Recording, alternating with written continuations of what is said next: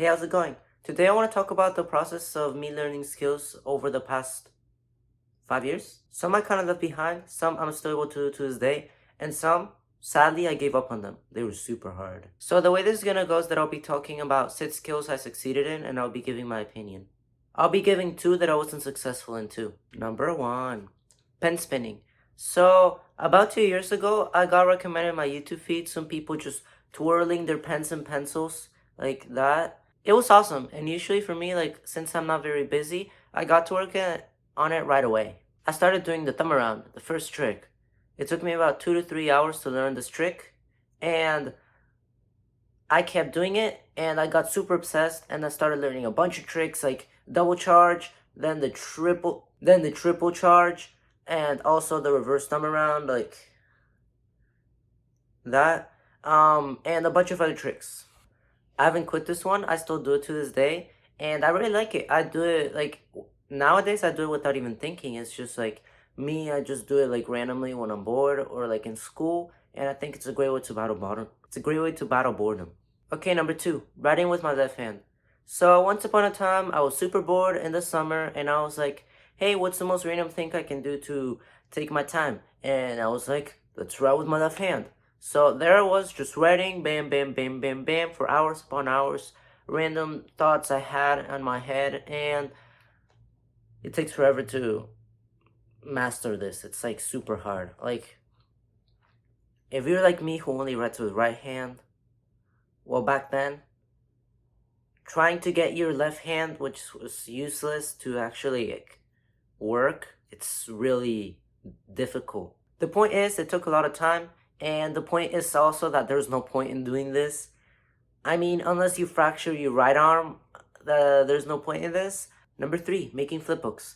So once upon a time, again, I wanted to make silly flipbooks, animations of, I don't know, animals, a bunch of other stuff. So you can fill the sentence in. I know you know. Yes, I was bored, so I got to work on it right away. Reminder, put some B-roll here for the plane animation. And then after that, put the alien one.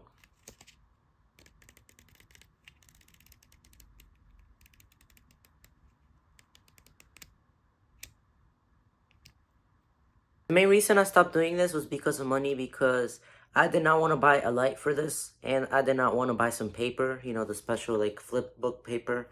So I kind of just stopped doing it altogether. I recommend it. If you like drawing, it's good. Number 4, origami. So I really loved it.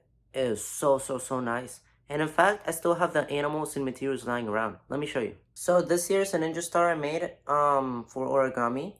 And I attached this little pin thingy with an eraser, and what that basically makes is a fidget spinner. So the way I basically learned this is I put a bunch of videos on loop, and I did a bunch of paper, and I just try to remember and learn the technique to make distinct shapes. I didn't actually stop doing this. Like when I'm at school, I'm bored, I just do it because it's great. And it's also a great way to like remove folder clutter, you know, all that old assignments that you still have in your folder. You just fold them into this tiny shapes and you throw it away in the 10 out of 10. Number 5, coding. Disclaimer, I'm not a pro. I do not know like any languages. Coding is a very hard thing to do, and for me, I don't think it was made for me. I got burned out. I really tried hard on this one. Like, I put a lot of time into this. Like, think 10 hours for 8 months straight, just trying to fit all the code in my head, and I'm like, It was super hard, yes. First, I started doing HTML, a bunch of websites.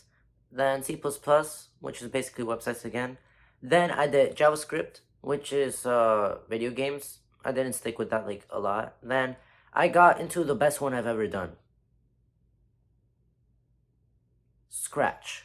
So Scratch is not a game engine. It's playing game for being a game developer. But we'll get to that back later. So I was super into it. It was so much fun, so much fun, so much fun. I really loved it. And here's the game I made. Like Space Invaders, pretty much. It was so nice. I loved it. I recommend it. Then I also made this one. I don't really see the point in that one. That was just like my first one experimenting. But yeah, I really loved it. I followed this guy, Griff Patch. He's so good at doing this stuff. I think I stopped it because it's not real and I wanted something real. I wanted to get a career. I wanted to feel super special and smart and all that stuff. So then I went to Unity. So Unity. For Unity, I made Flappy Bird. I also made a bunch of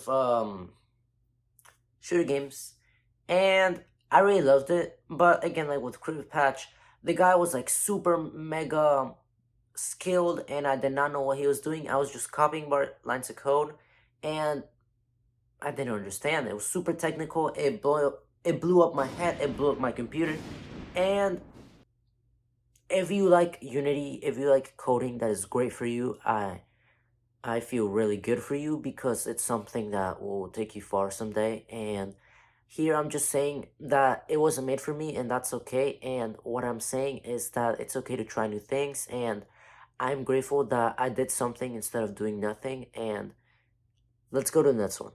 Number 6, German. Ich spreche Deutsch. One day I wanted to learn German, so I was like, sure, why not? I watched this guy, Language Simp, and I did it. I started with Duo. They're not good. But then my dad, he wanted to get Pimsleur, so we got it. It was so good. I like got super dedicated and almost did it for like an entire year.